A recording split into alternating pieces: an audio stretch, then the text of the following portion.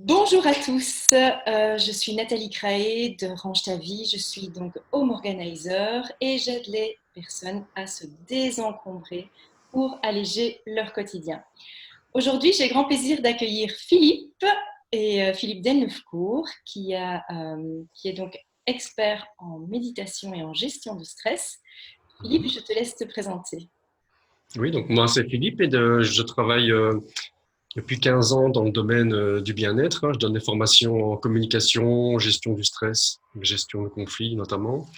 Je fais de l'accompagnement aussi un peu plus large et donc je pratique la méditation depuis 15 ans où j'ai un peu la particularité d'avoir pratiqué un peu tous les principaux types de méditation qu'on retrouve en Occident, le zen, le vipassana, et avec des Tibétains. Et donc, à partir de ces trois pratiques, j'ai un peu retiré l'essence, le point commun de tout cela.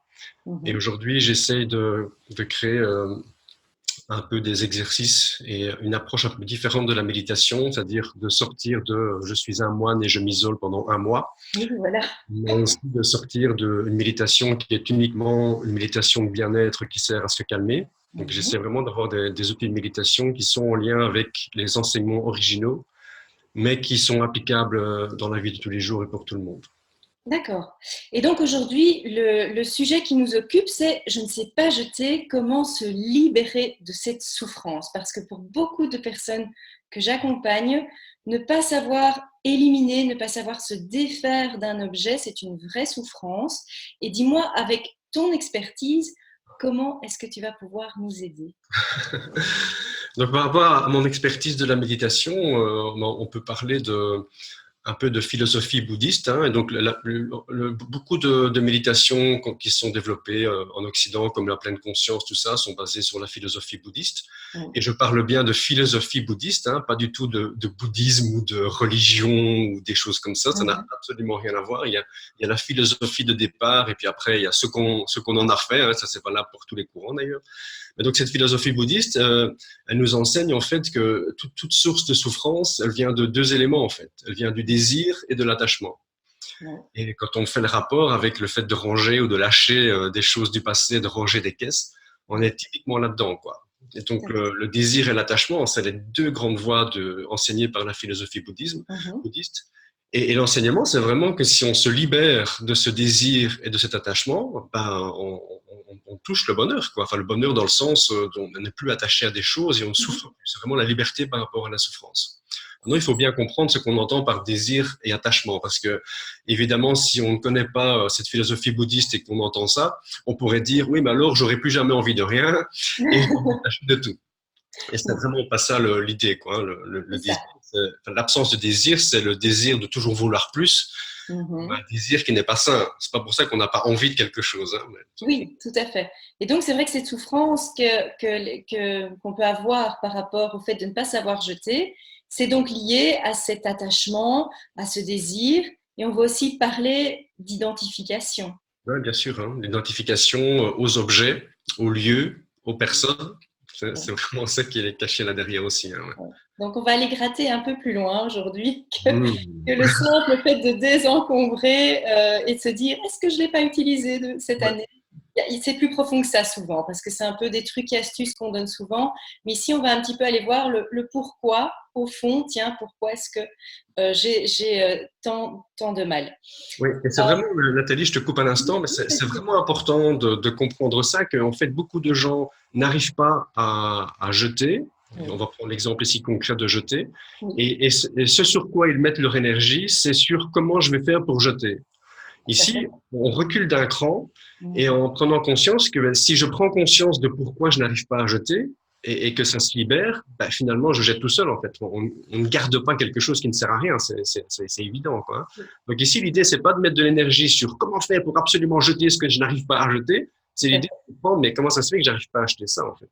C'est ça. Oui, oui. Qu'est-ce qui me bloque finalement Ouais, inconsciemment? tout à fait.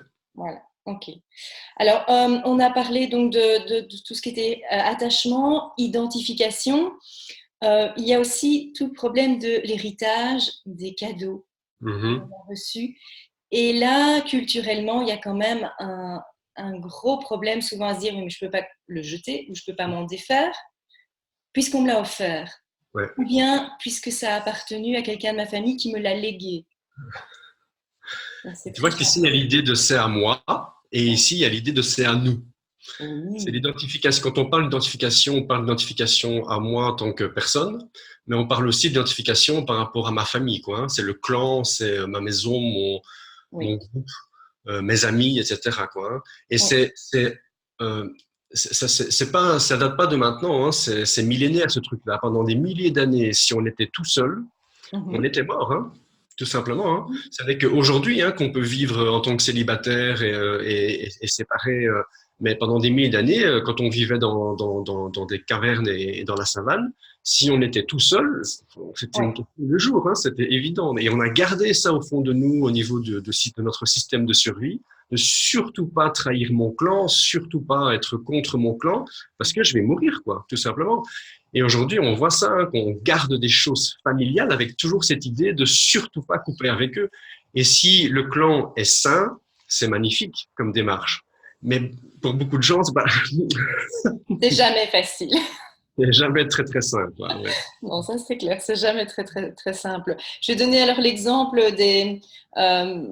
de l'investissement aussi qu'on peut mettre dans un travail comme les cours d'université ou les cours de l'école que l'on garde pendant des années. On me dit voilà, très souvent j'entends ma fille ou mon fils a 40 ans et tous ces cours de l'école sont toujours dans le grenier. Ouais.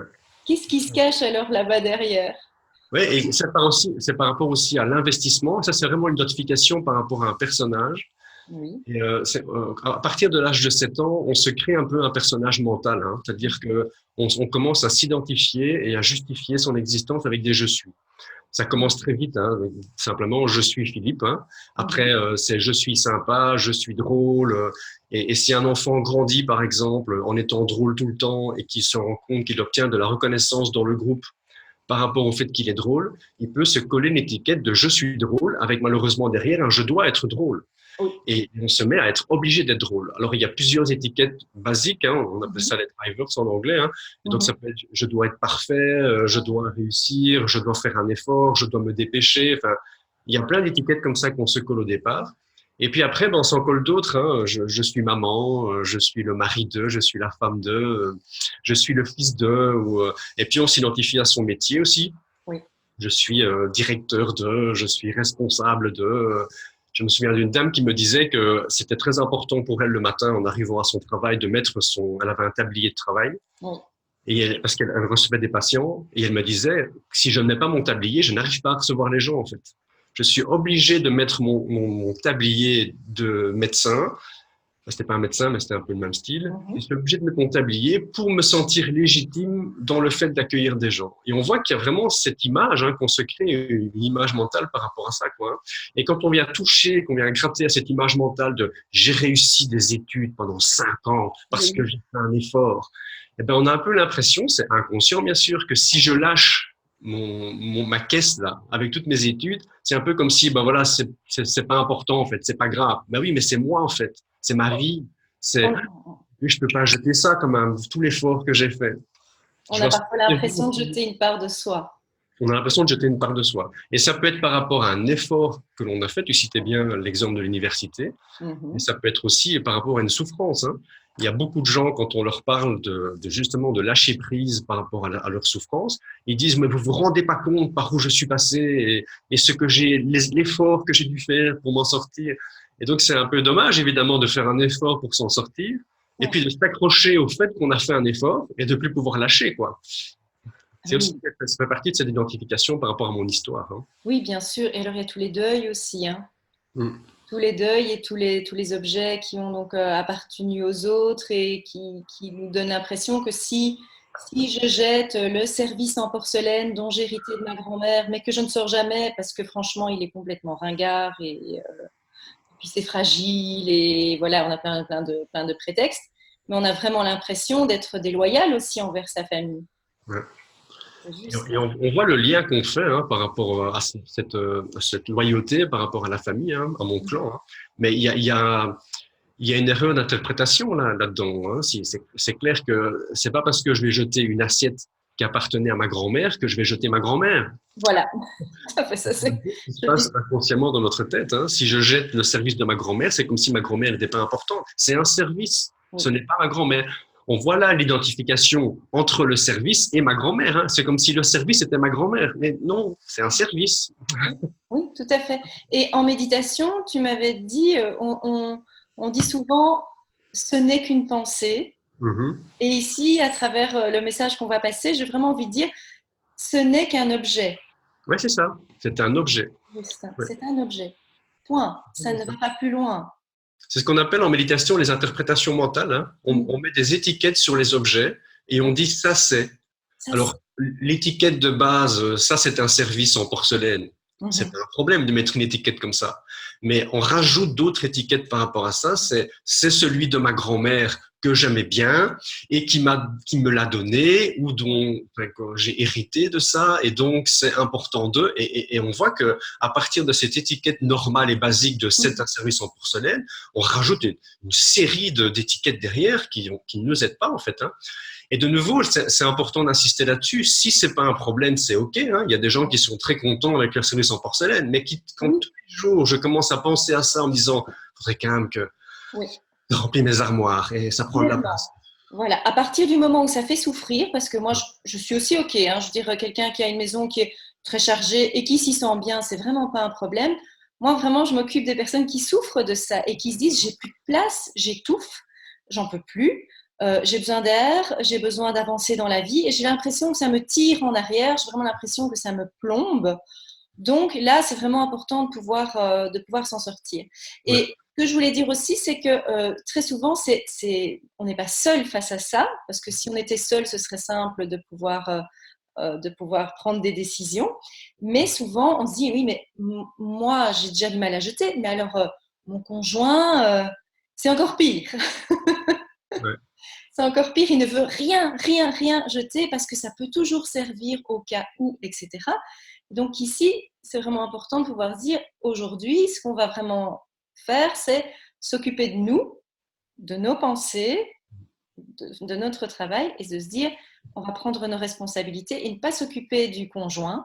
Yeah, tout à fait. Souvent, c'est une excuse, hein, le fait d'avoir un conjoint qui dit il ne faut pas jeter cela, c'est souvent tout simplement un miroir par rapport à nos pensées à nous, en fait. Mhm. Et donc, le fait de travailler sur soi, ben, on se rend compte très souvent qu'il y a un changement qui s'opère à l'extérieur. Et le fait d'avoir quelqu'un à l'extérieur qui n'est pas d'accord, c'est bien Oui, aussi de prendre conscience que c'est une excuse souvent qu'on utilise nous-mêmes. oui. Oui, mais j'aimerais bien jeter à 80% et j'y suis presque, mais l'autre, il n'arrive pas à jeter du tout. Donc, je vais d'abord commencer par persuader l'autre. Oui, Et quand l'autre sera OK, alors ça m'aidera à faire mes 20%. oui, oui, Mais oui. l'idée ici, c'est quand moi je serai à 100%, ben, l'autre, ça va se débloquer aussi, tout simplement, quoi. Mais avec, on est bien d'accord qu'il y a des limites, hein, par rapport au fait que l'on vit en couple. Oui. C'est sûr qu'on va pas non plus tout jeter et puis après l'autre en souffrir, hein. Ça, Non, faut passer par une discussion et pas commencer à tout casser non plus, hein. Enfin, non, non. un Non. peu de respect pour l'autre aussi, hein, mais... Exactement, on va trouver un juste équilibre, mais c'est clairement ici prendre l'entière responsabilité de nos pensées et de ce que l'on met derrière tous ces objets, ce qu'on met comme étiquette, comme tu disais, dessus. Ouais. Et Alors, tout à fait en général, hein, à partir du moment où il y a l'idée de mon problème c'est l'autre, mhm, déjà sortir de là. Non, ok, je reviens chez moi. C'est quoi mon problème à moi? Ok, ouais, l'autre n'arrive pas à jeter, mais moi, est-ce que j'arrive à jeter moi? Et si on est honnête avec soi-même et qu'on fait cette démarche-là, on va se rendre compte qu'il y a un truc chez moi, d'office. C'est évident. ouais, ouais. Donc c'est vraiment, vraiment travailler sur soi pour commencer. Ça commence par moi. Ok, mais concrètement, concrètement maintenant, comment je fais pour me débarrasser, me défaire, jeter cet objet qui m'encombre, qui m'use mentalement parce que je sais qu'il est là. Il est dans ma maison, mais il est surtout dans ma tête et ça me pèse. Concrètement, comment je peux faire? Donc, la première étape, c'est vraiment de prendre, c'est ce que de prendre conscience de cet attachement Mhm. et de ses désirs. Hein. Donc, il y a deux désirs. Hein. Quand on dit le désir et l'attachement, il y a deux désirs. Il y a le désir de garder quelque chose parce que je suis absolument persuadé, et c'est tout à fait inconscient, qu'avec cette chose-là, je serai heureux. D'accord. Et ça peut être un objet, ça peut être une personne, ça peut être n'importe quoi. Hein. Mhm. Et l'autre désir, c'est le désir de rejeter les choses parce que je suis persuadé que si cette chose est là, alors je serai jamais heureux. Oui, Et ça, c'est les deux faces de ce désir. d'accord. OK. Et puis l'attachement, bah, c'est l'attachement, donc on l'a dit, hein, aux objets, à des situations, à des personnes. Et ça, il y a aussi là derrière ce que j'appelle un si alors. Hein, c'est Oui. si je lâche ça, alors il va se passer quelque chose. On est un petit peu avant, on n'est pas vraiment au niveau de la souffrance directe, mais si jamais je jette cette caisse, c'est foutu. Donc ça, c'est cette structure si alors. Donc une première étape, c'est vraiment de prendre conscience de ces structures et le fait de l'écrire, hein, c'est très puissant d'écrire, hein, de prendre une Mhm. feuille de papier et d'écrire. Si, trois petits points, alors. On peut prendre l'exemple concret d'une caisse à jeter ou d'un service en porcelaine. Oui. C'est si je jette ce service en porcelaine, alors. Et de se laisser terminer cette phrase avec ce qui vient. Et sans se limiter, hein, alors je vais être malheureuse, alors je vais trahir ma grand-mère, alors il peut arriver absolument n'importe quoi et juste de se laisser écrire ça. C'est vraiment la première étape de prendre conscience de cette croyance, parce que si j'ai pas conscience de cette croyance, je vais continuer à tourner de manière automatique. Est-ce que tu veux préciser ce que c'est une croyance? Donc une croyance est une pensée que l'on a intégrée de manière tout à fait inconsciente Mhm. et qui est devenue une sorte de c'est comme ça, c'est pas autrement et Une je ne vérité. remets plus ça en question en fait.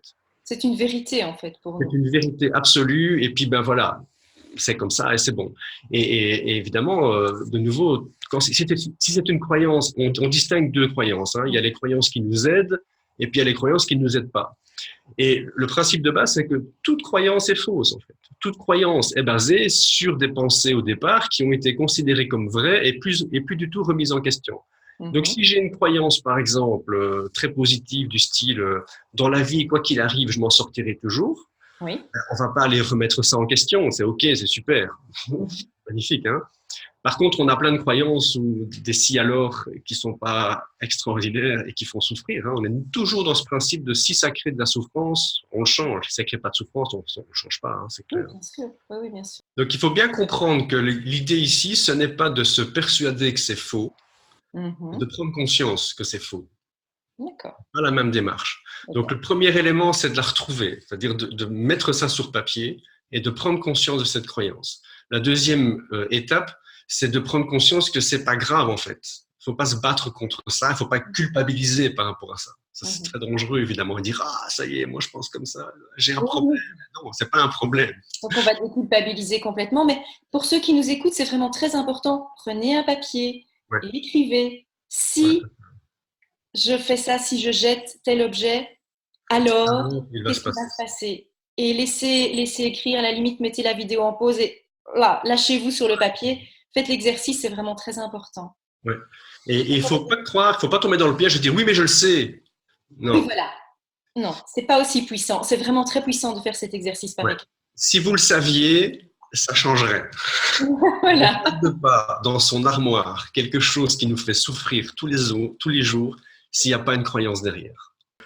Et donc, le point suivant, à partir du moment où on a noté ça ou ces croyances, parce Oui. qu'il peut y en avoir un paquet, hein, Mhm. Et c'est pas grave. et c'est pas grave, mais c'est juste vraiment de conscientiser, c'est-à-dire de mettre en lumière ce qui n'est pas dans la lumière du tout. C'est Mhm. vraiment ça le point de départ. Donc, Allez chercher conscientiser en ces parts. essayant de pas se culpabiliser du tout, et Mhm. puis de se poser. Quand je dis se poser, c'est vraiment de prendre le temps. On dépose son bic sur le côté et simplement on ferme les yeux et on observe sa respiration. Ça va très vite, hein, 2-3 minutes. Hein, et juste d'arrêter d'être dans sa tête, Mhm. et de juste poser son attention sur la respiration. Quelques secondes, ça va très vite.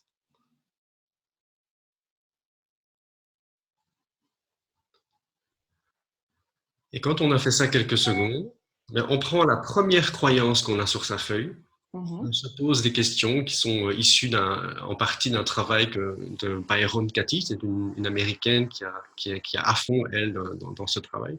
Donc, on Mhm. peut se poser une première question, c'est en lisant cette première croyance, et si des gens regardent la vidéo, je les invite maintenant à lire leur première croyance Mhm. et à vous poser cette question sans devoir y répondre totalement, mais est-ce que c'est vrai? Est-ce que c'est vrai? Donc, si je prends un exemple, si je jette on va reprendre l'exemple du service parce que c'est Voilà, très, il est très bien. très classique. Si je jette le service hérité de ma grand-mère, ou si je le laisse partir, on ne va pas parler de tout jeter à la poubelle, mais si je le laisse partir, alors j'aurai l'impression de faire de la peine à ma grand-mère, par exemple. Ouais. Ou Donc, est-ce que c'est vrai que ma grand-mère va avoir de la peine si je jette ça? Mhm. Première question, ok. Il suffit de se poser 2 secondes, hein, Hmm. franchement.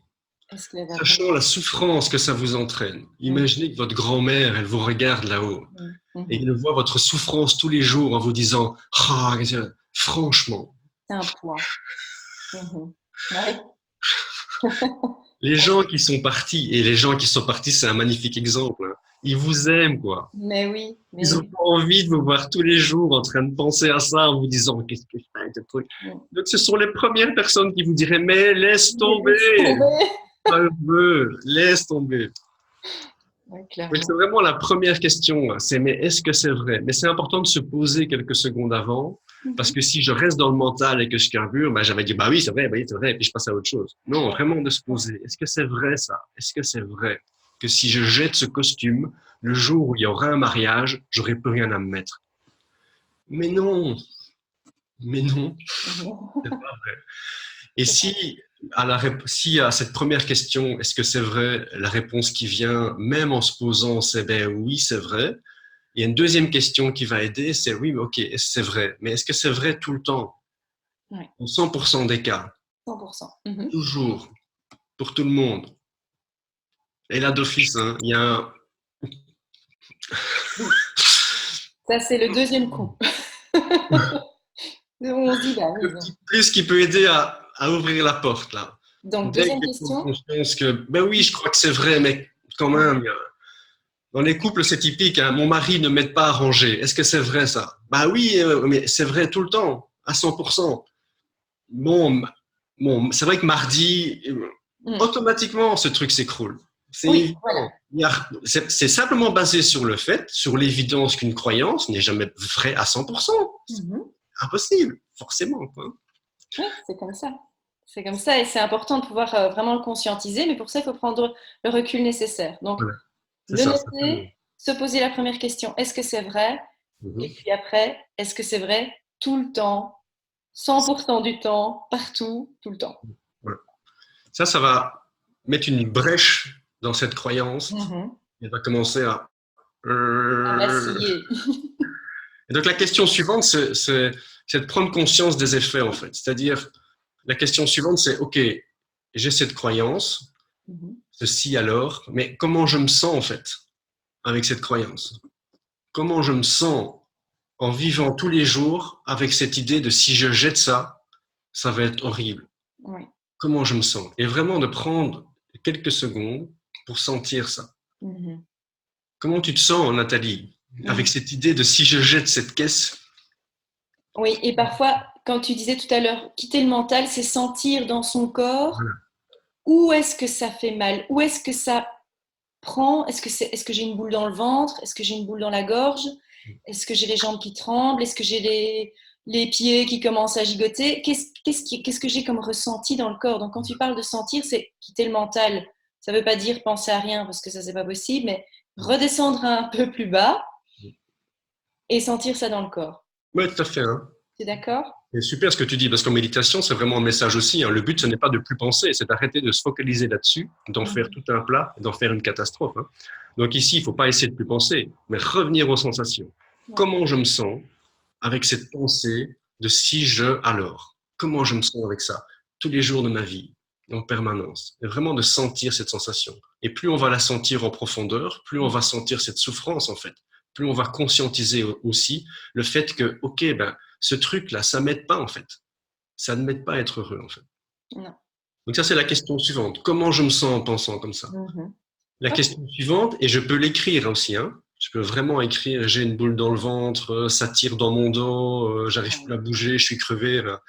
La Ouais. question suivante, c'est prendre vraiment conscience, et là on va remonter un petit peu dans la tête, et prendre conscience mentalement en répondant à la question, combien je paye pour ça? Quel est le prix que je paye avec cette croyance en termes de temps, d'énergie, de conséquences sur mes proches, de conséquences pour moi par rapport à mon stress et tout simplement par rapport à mon bien-être? Combien je paye Oui. comme prix pour ça? Bah, par exemple, c'est tous les jours je me réveille et je me dis, il faudrait quand même que je jette cette caisse. Donc j'ai déjà une perte de temps, une perte d'énergie et du stress, quoi. Tous les matins. Depuis combien de temps? Et puis l'après-midi ou le soir, je rentre chez moi et je me dis, ah oui, c'est vrai, il faudrait que je... Donc juste de prendre conscience de ça avec cette question, on l'écrira sur l'écran, hein, comme ça les gens pourront la lire facilement. Combien ça me coûte en termes d'énergie, en termes de temps, en termes de stress, cette pensée qui est là tout le temps dans ma tête? Combien ça me coûte? Oui, parce qu'il y a de l'encombrement que moi j'appelle visible, donc qui est sous nos yeux tous les jours et qui nous agresse finalement visuellement, parce qu'à chaque fois qu'on pose les yeux sur ce carton avec du bazar dedans, qu'on sait très bien qu'on aimerait éliminer, mais pour lequel on coince, euh, on se dit, il y a ce côté visible, et puis il y a le côté invisible aussi, c'est bien caché dans le grenier, dans la cave, au fond des placards, mais inconsciemment, moi je sais que c'est là et c'est pesant. Tout à fait. D'accord? Donc ici, vraiment, ça c'est important de pouvoir se dire, qu'est-ce que ça me coûte finalement? Ouais. Et on croit que ce truc n'est pas là en fait, ou qu'il apparaît une ou deux ou trois fois par jour, mais la réalité, c'est que c'est tout le temps là en fait. C'est pas parce que j'ai pas conscience de quelque chose que c'est pas à l'intérieur. Et en fait, c'est un peu un rapport avec l'informatique, hein, mais c'est comme s'il y avait un programme qui tournait sur notre ordinateur dans la tête en permanence et qui bouffe en fait une partie de la capacité d'ordinateur. Donc en fait, on fonctionne juste avec cette croyance-là, non pas à 100% de nos capacités toute la journée, mais à 80% toute la journée, parce qu'il y a 20% qui sont prises par toutes des croyances qui tournent en permanence. Si on ne sort pas ces croyances, on peut être fatigué toute la journée, évidemment, parce qu'il y a ce truc qui tourne. Je dis pas que c'est la seule raison pour laquelle on est fatigué, hein, mais en tout cas, un parasite qui va venir ronger un petit peu notre énergie tous les jours, tous les jours, tous les jours, et souvent depuis des années. Des années. Et croire qu'en disant plus tard je ferai ça ou dans un mois je ferai ça, ça aide, ça peut, hein, mais alors on n'y pense plus. Oui. Si tous les jours ça revient, c'est que ça ne fonctionne pas, tout simplement. Quoi. Et le problème au bout d'un moment, c'est que ça peut se cristalliser aussi, donc devenir de plus en plus difficile et ralentir, comme tu disais, la machine.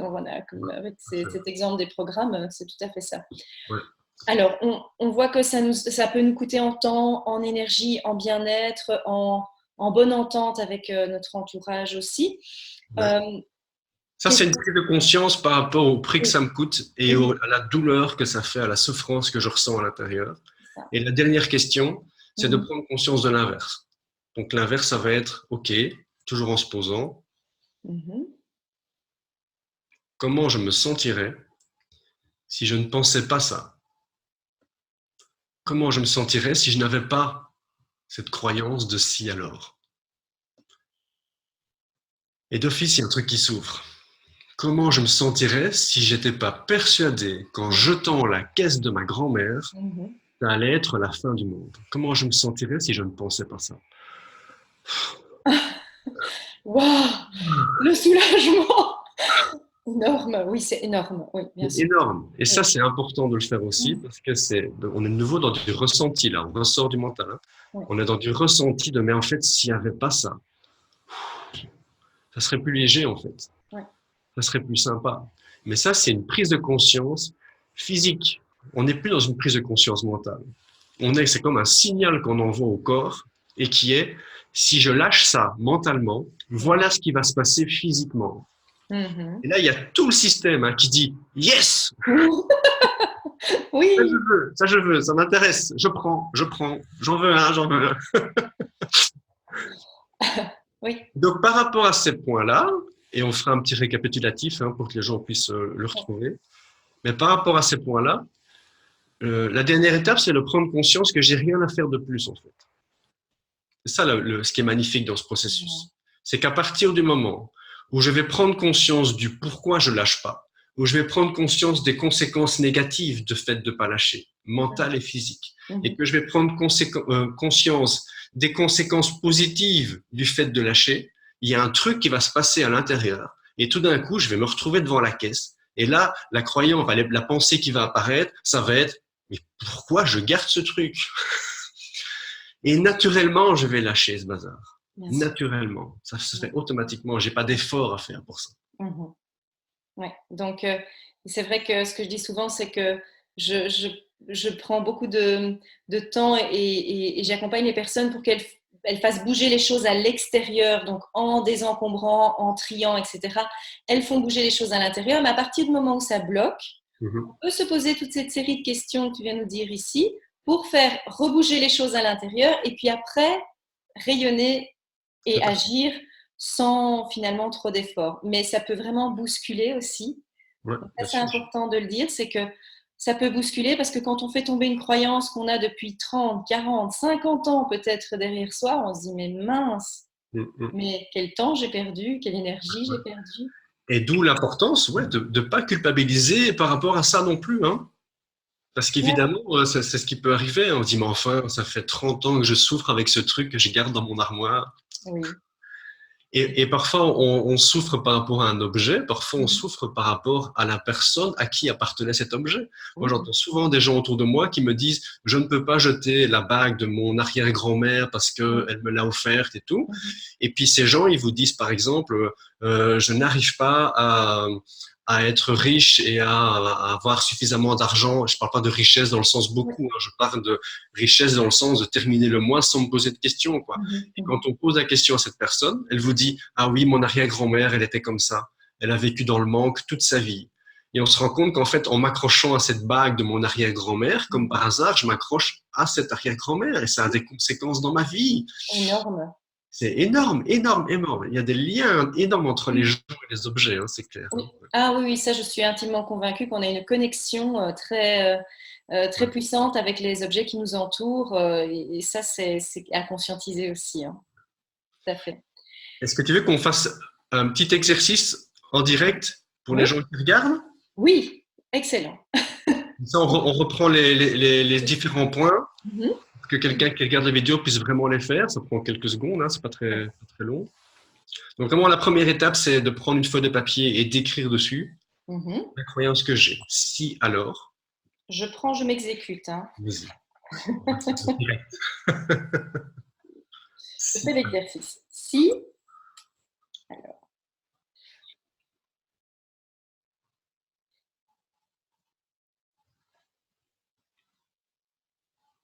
Oui.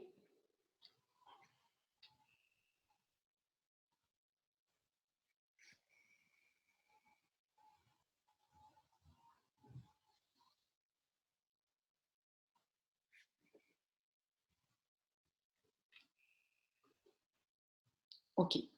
Voilà. Deuxième étape, on lâche le bic, on se pose un instant, on ferme les yeux et on revient simplement avec son attention sur le souffle et la respiration, sans essayer de ne pas penser, juste revenir sur la respiration. Comment je respire maintenant? Comment est ma respiration maintenant? Sans rien essayer de changer.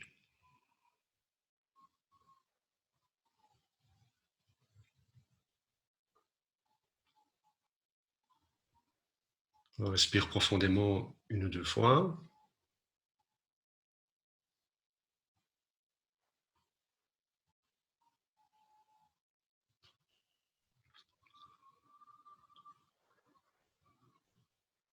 Et puis on peut ouvrir les yeux. Et donc, on lit la première croyance et on se pose la question, mais est-ce que c'est vrai ça? Alors, moi, je vais le dire carrément parce que j'ai des enfants qui grandissent, donc je suis en perpétuel désencombrement aussi. Et il y a encore une caisse de jouets là qu'on n'arrive pas à faire partir. Et donc, je me dis que si je jette les jouets de mes enfants, Mhm. alors je laisserai partir leur enfance. Ouais. Est-ce que c'est vrai ça, Nathalie? Eh bien, non. Ah Maintenant bon? que tu le dis, mais c'est vrai que non, évidemment que non. Ça va pas les empêcher de jouer, ça va pas les empêcher de créer, ça va pas les empêcher. Voilà, et puis. Et si c'est un exemple qui parle à des gens, Mhm. j'invite les gens à poser la question à leurs enfants, hein. Oui, bien Si sûr. je jette ton jouet de quand tu avais 4 ans de Baby Boom, est-ce que tu vas perdre ton enfance? Vous allez voir leur tête, hein, ils vont vous regarder et de dire, Tu racontes, maman. de quoi tu viens? C'est ça. Oui, Si jamais donc à la première question, est-ce que c'est vrai? Il y a quand même un truc qui coince. Donc la deuxième, c'est, OK, on relie la croyance. oui. Est-ce que c'est vrai tout le temps pour tous, dans Mhm. 100% des cas? Tu vois, même si par rapport à un de tes enfants, ça pourrait être dire oui, mais OK, mais est-ce que c'est vrai pour les deux? Ouais. Le premier s'en fout. Le deuxième, Oui. Et très sincèrement, ils m'ont dit aussi, bon, tout ce moment, je joue plus avec ça, mais il y a toujours un truc qui coince. Je fais, oh, quand même. Enfin, bon, il y a plein de choses. Hein. Il y a le et il peut se passer renfort, n'importe quoi. Il se peut qu'un enfant dise ben, jette la caisse, mais ça, je le garde. OK, ben, au moins la caisse est partie. Hein. bien Il va sûr. prendre le truc qui l'intéresse et la caisse est partie. Donc voilà, c'est pas gênant. Quoi. Non, tout à fait, tout à Donc la fait. question suivante, on reprend un petit peu de respiration là, quelques secondes.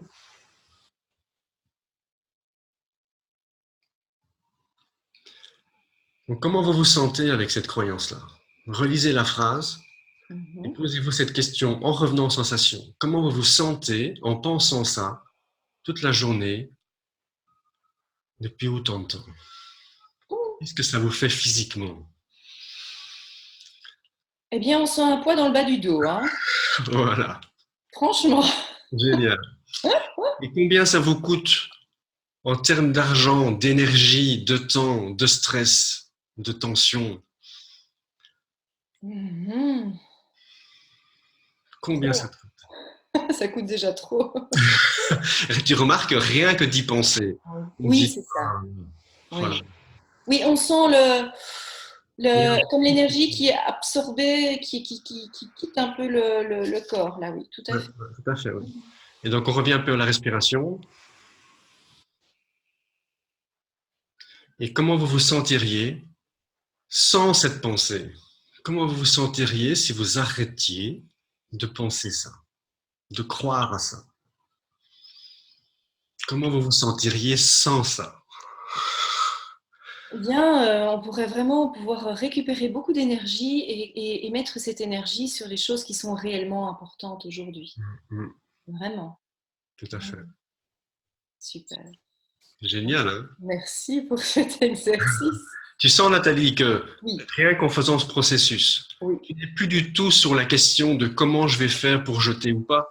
Il y a une évidence qui s'installe. Oui, la décision se prend Mais la décision se prend toute seule. Et d'elle-même. ça, c'est parce que pour pouvoir prendre ce genre de décision, il faut changer de niveau de conscience. Je crois que c'est Mhm. Einstein qui disait, on ne peut pas résoudre un problème en restant sur le même niveau que celui qui l'a créé. Donc Exact. c'est vraiment ça. Si je suis sur un problème mental une croyance de si alors, je ne Mhm. peux pas résoudre ça en restant dans un si alors. Il faut changer de niveau de conscience et prendre du recul par rapport à ça. C'est ce que font ces questions, hein, pour arriver à dire, mais en fait, qu'est-ce qui se passe en fait réellement? Et une fois qu'on a changé de niveau de conscience, l'évidence s'installe et on dit, ben oui, en fait, qu'est-ce que je fous en fait? Eh bien, merci Philippe pour cet exercice et pour tout cet éclairage. Alors, je vais aussi parler de ton livre parce que tu as écrit un livre. Oui. Tu peux J'ai nous écrit un dire livre qui s'appelle Une vie sans stress. Donc moi, donne des formations en gestion du stress depuis 14 ans, hein, et toujours avec cette idée, non pas d'essayer juste de se calmer, mais de revenir à l'origine, quoi. De revenir à qu'est-ce qui fait que je stresse comme ça. Parce que par expérience, si j'arrête de générer du stress, j'ai plus besoin de le diminuer, hein. Donc, ce bouquin, il est vraiment un peu différent de ce qu'on retrouve ailleurs comme bouquin de gestion du stress. Et c'est vraiment, d'ailleurs, le titre, c'est Une vie sans stress, point d'interrogation. Mhm. C'est vraiment cette idée de, voilà, il y a du bon stress, il y a du mauvais stress. Vivre sans stress, ça ne fonctionne pas. Vous êtes des êtres humains, ça ne partira jamais. Mais il faut arrêter d'en créer quand j'en ai pas besoin. Et il faut arrêter de se battre contre soi-même, quoi. Quand on va dans une librairie, qu'on voit des bouquins, vaincre le stress, supprimer le stress, c'est de la guerre, tout ça, hein. Ah, un combat, quoi. Et pour combattre, il faut stresser, hein. Donc, on vous vend un bouquin de gestion du stress qui génère du stress, en fait.